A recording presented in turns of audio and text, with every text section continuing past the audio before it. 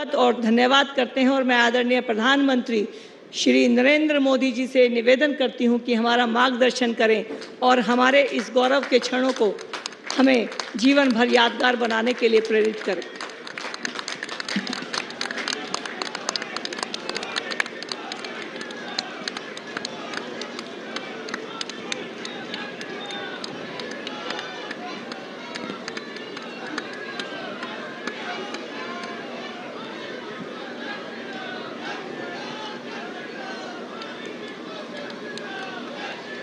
आप सबको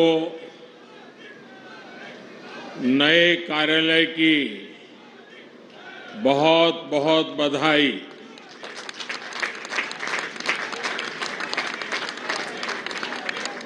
भारतीय जनता पार्टी के अध्यक्ष श्रीमान जेपी नड्डा जी, दिल्ली की मुख्यमंत्री बहन रेखा गुप्ता जी, दिल्ली भाजपा के अध्यक्ष वीरेंद्र सचदेवा जी, दिल्ली भाजपा की सह प्रभारी बहन अलका गुर्जर जी, दिल्ली के सभी माननीय सांसद, दिल्ली सरकार के सभी मंत्रीगण, अन्य वरिष्ठ जन और यहां उपस्थित भारतीय जनता पार्टी के समर्थ और समर्पित सभी कार्यकर्ता साथी, नवरात्र के इन पावन दिनों में आज दिल्ली भाजपा को अपना नया कार्यालय मिला है।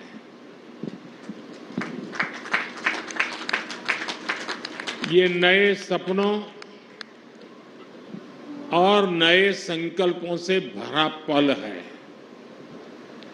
मैं दिल्ली भाजपा के सभी कार्यकर्ताओं को बहुत बहुत बधाई देता हूं। साथियों, भारतीय जनता पार्टी की स्थापना को 45 वर्ष हो चुके हैं। अटल जी, अडवाणी जी, नानाजी देशमुख, राजमाता विजयाराजे सिंधिया जी, मुरली मनोहर जोशी जी, ऐसे अनेक व्यक्तित्वों के आशीर्वाद और परिश्रम से ये पार्टी आगे बढ़ी।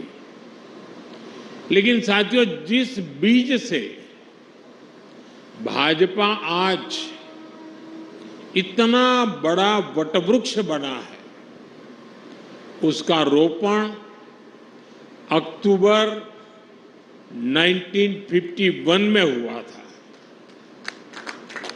तब डॉक्टर श्यामा प्रसाद मुखर्जी के नेतृत्व में जनसंघ की स्थापना हुई थी और उसी दौर में दिल्ली जनसंघ को भी वैद्य गुरुदत्त जी के रूप में अपना पहला अध्यक्ष मिला। फिर समय समय पर अडवाणी जी, डॉक्टर भाई महावीर, हरदयाल देवगुण जी दिल्ली जनसंघ की कमान संभालते रहे। 1980 में जब भाजपा की स्थापना हुई तो वीके मल्होत्रा जी को दिल्ली भाजपा के पहले अध्यक्ष की जिम्मेदारी मिली। आज दिल्ली भाजपा जिस मजबूती में है, वो बीते दशकों में हमारे लाखों कार्यकर्ताओं के त्याग और परिश्रम का परिणाम है।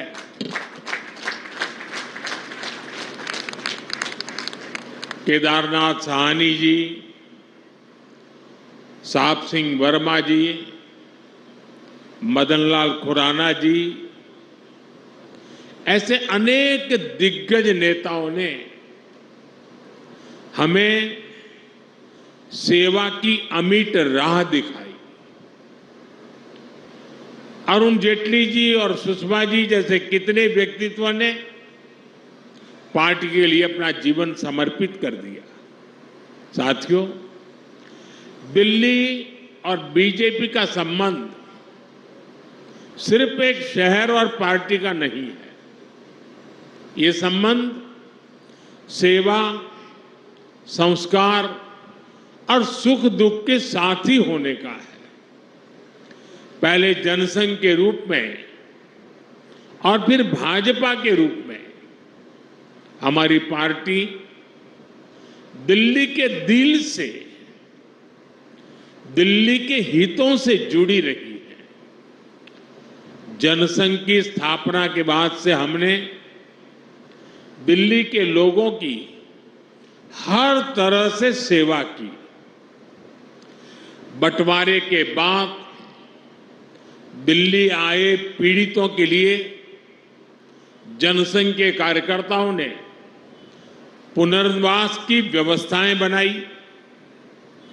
जब यहां मेट्रोपॉलिटन काउंसिल बनी तो आडवाणी जी और वीके मल्होत्रा जी जैसे नेता दिल्ली के लोगों की आवाज बने। आपातकाल के दौर में दिल्ली के लोगों के साथ जनसंघ के नेताओं ने सत्ता के दमन के खिलाफ संघर्ष किया। 1984 में जिन सिख दंगों में दिल्ली की आत्मा पर, मानवता पर एक भयंकर आघात हुआ, उस संकट काल में भी दिल्ली बीजेपी के कार्यकर्ताओं ने हमारे सिख भाई बहनों की हर संभव रक्षा की। दिल्ली और बीजेपी के साथ भावना का है, भरोसे का है।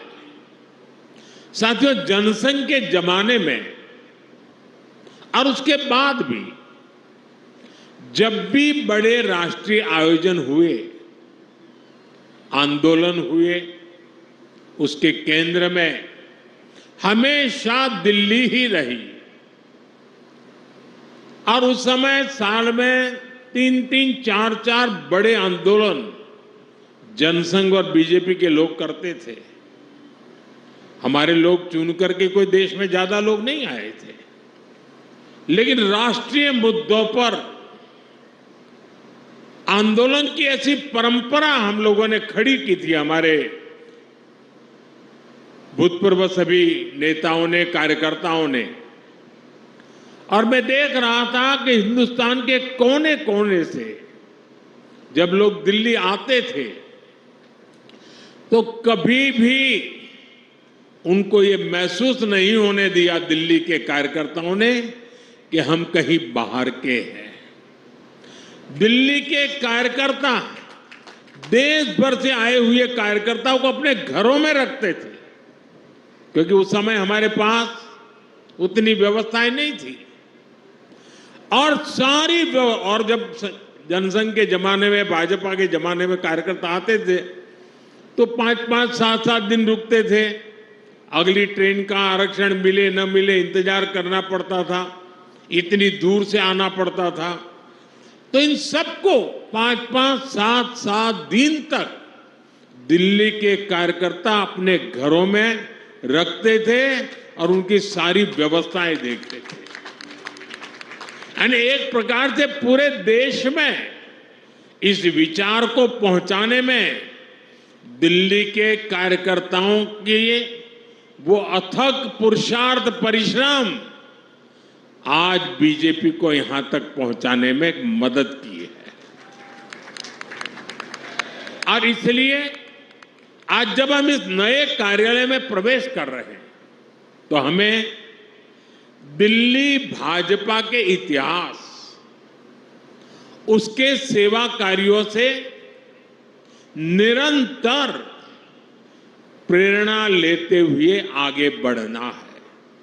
साथियों, हमारे लिए कोई भी भाजपा कार्यालय किसी देवालय से, किसी मंदिर से कम नहीं है। कोई भी भाजपा कार्यालय सिर्फ इमारतें नहीं हैं, ये मजबूत कड़ियां हैं जो पार्टी को जमीन से, जन अपेक्षाओं से जोड़े रखती है। भाजपा सत्ता के लिए नहीं, सेवा के लिए सरकार में है। ये कार्यालय इसी चेतना को जागृत रखते हैं। इसलिए हमें निरंतर प्रयास करते रहना होगा कि दिल्ली भाजपा के इस नए कार्यालय की पहचान यहां की सुविधाओं से नहीं, बल्कि जन सुनवाई और जन सेवा से होनी चाहिए। हमें हमेशा हमेशा याद रखना होगा, इस कार्यालय में हमारा कार्यकर्ता किसी न किसी जरूरतमंद की उम्मीदें लेकर आएगा। हम उन उम्मीदों पर खरा उतरें, ये हम सबका सामूहिक प्रयास होना चाहिए। इस कार्यालय में बैठकर लिए गए निर्णयों में जितनी संवेदना और सेवा भाव होगा, उतना ही दिल्ली के लोगों का हित होगा। साथियों, कई वर्षों के अंतराल के बाद दिल्ली में आज भाजपा की सरकार है। दिल्ली के लोगों ने अपने सपनों, अपने बेहतर भविष्य की उम्मीद भाजपा पर जताई है।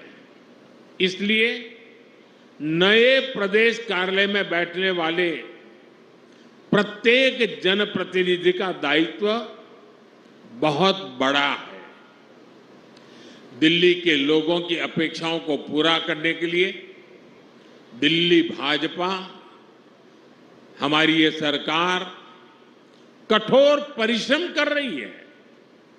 झुग्गी बस्तियों में रहने वालों के लिए नए घर बनाना, दिल्ली के सैकड़ों सरकारी स्कूलों, अस्पतालों को बेहतर बनाना, दिल्ली में सैकड़ों इलेक्ट्रिक बसें चलवाना, यमुना जी को साफ करवाने के लिए दिन रात मेहनत करना, यमुना जी के तट पर शहर के दूसरे हिस्सों में शानदार लिविंग स्पेस बनाना, मेट्रो, फ्लाईओवर के काम को गति देना।